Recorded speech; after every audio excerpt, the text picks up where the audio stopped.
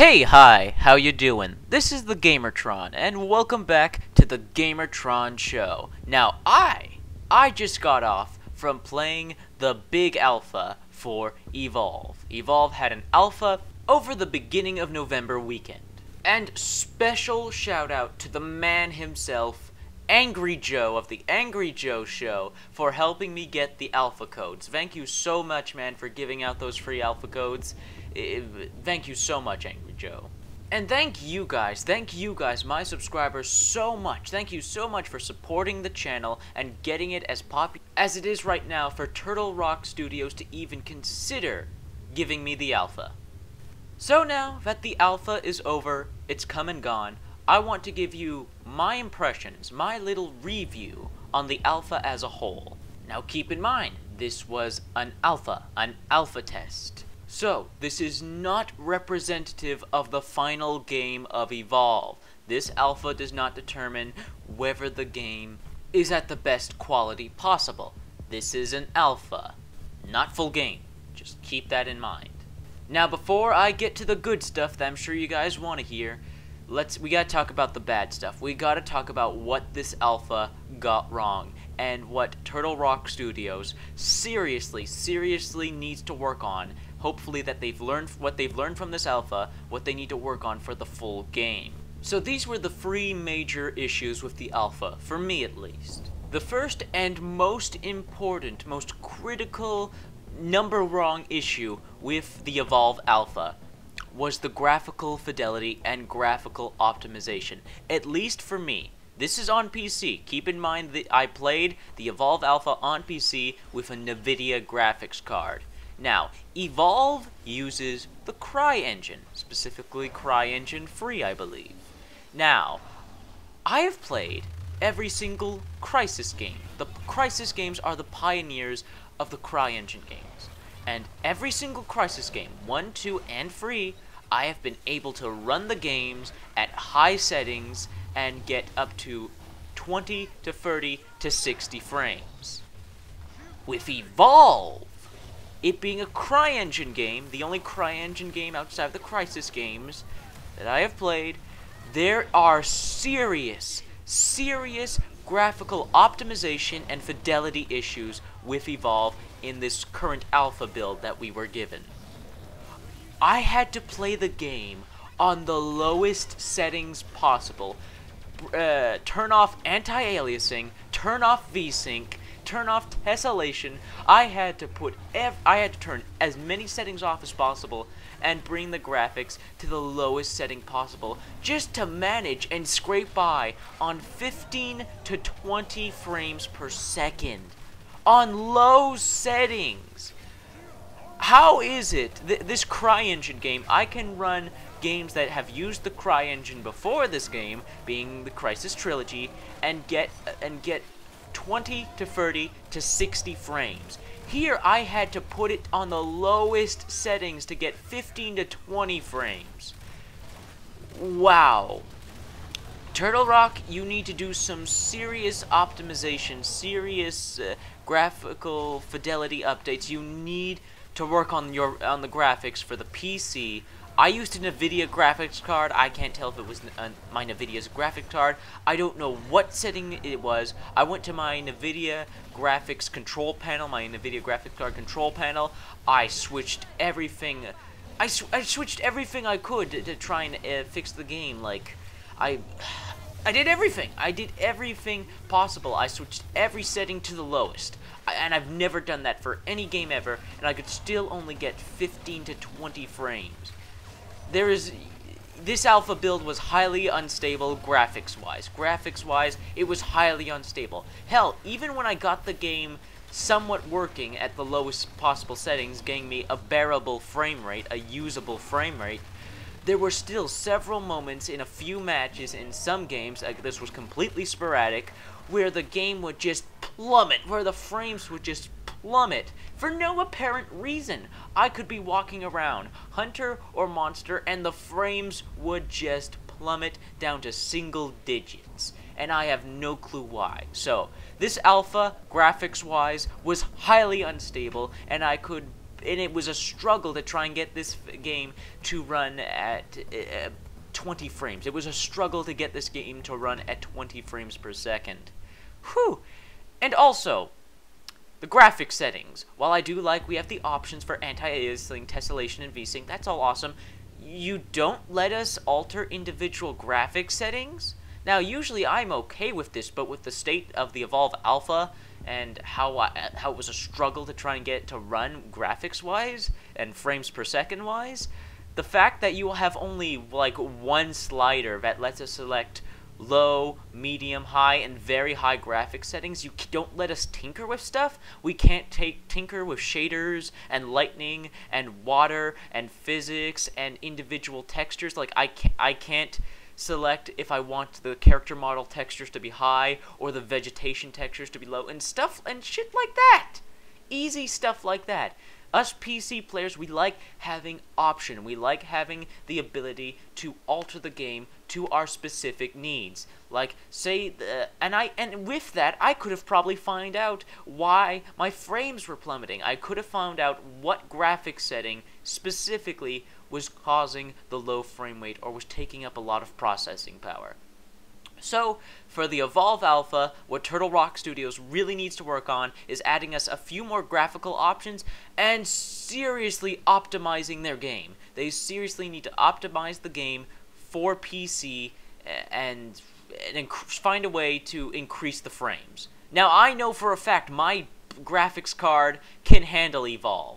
My god, my graphics card, if my graphics card can handle the Crysis games, which were the previous games that used the CryEngine, I could play all those games with the textures at high and maybe a few other things at medium. If I could run those games at those settings, mostly high and medium, and get a stable 20 to 30 to 60 frames per second, Evolve seriously needs to step it up graphics-wise and increase the frames per second and make it less sporadic. So that is the main and my biggest issue with Evolve and the Evolve Alpha. Graphical fidelity, graphical optimization. Seriously need to work on that. Get us some more frames per second. Second issue, there were a few internet connectivity issues, but this was a small issue and barely happened.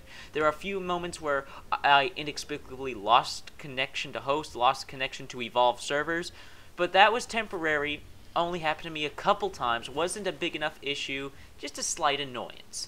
And third and final issue I had with the Evolve Alpha, where I had this weird glitch, not with like the gameplay or the game itself. I had this weird glitch when sometimes when I turned off Evolve, like I quit the game would inexplicably start back up again without me hitting play.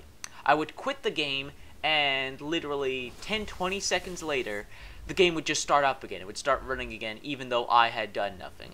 That's really weird. That's a little bug or glitch with the game that needs addressing, because, yeah, that's really annoying. I quit the game and all of a sudden it starts up again. That's weird. Alright, now let's get to the good stuff. What did the Evolve Alpha get right? And how was the game from a gameplay standpoint? But remember, this is just the alpha. There is more content to come, and there could be a few balancing and statistics altered in the full game. Well, I have to say, Evolve as a game itself, like excluding the graphical issues, Evolve as the game itself through gameplay and visuals and art style and world building, all that stuff, as a multiplayer game and as a new sci-fi universe, Evolve is amazing! It's fantastic! The gameplay is incredibly fun. The gameplay is addicting and fun and just innovative. I have never seen such an innovative multiplayer game since Titanfall. Evolve has seriously impressed me. I honestly thought that there would probably be some issues with the 4v1, or that 4v1 would get a bit tiresome after a while and Evolve would be a game you needed to take a break from. No, exact opposite. Evolve was addicting and had me playing the alpha late at night when I seriously should have been getting some sleep. The 4v1 gameplay is addicting and interesting and just, it feels fresh and new. But the most important part of all, it feels balanced. You don't feel overpowered as the monster, nor do you feel underpowered. Same goes with the hunters. And as for those characters themselves, the monsters and the hunters, oh my goodness, such creativity, such amazing artistic creativity. These are some of the most interesting and just well designed, if we were to take a look at the graphics, character model wise. And there's character model wise, oh my goodness, these are some of the most well made, well designed character models I've ever seen in the game. There's so much detail packed into the character models. There's so much unique variation on one character from another. Each character seems to have their own unique animations. Nothing is copy-paste. There is so much detail on each character and unique animation for each individual character. The game oozes personality and creativity and imagination. With each individual hunter, they feel and look completely different from one another, each one of them having their own unique, one-of-a-kind weapons, which is amazing. Each hunter has their own individual weapon, their own own created weapon. You can't like switch weapons between hunters, but each individual hunter in themselves feels like their own game in themselves. It feels like you're completely changing the game with each hunter, with their own unique, incredibly well-designed weapons. The weapons in this game for the hunters, oh, they're beautiful. So well designed. And as for the voice acting and the personality of the hunters, each hunter feels completely different from the other. They have their own unique, memorable personalities. I especially love the conversations that they have with each other when they are in the dropship about to land into the map.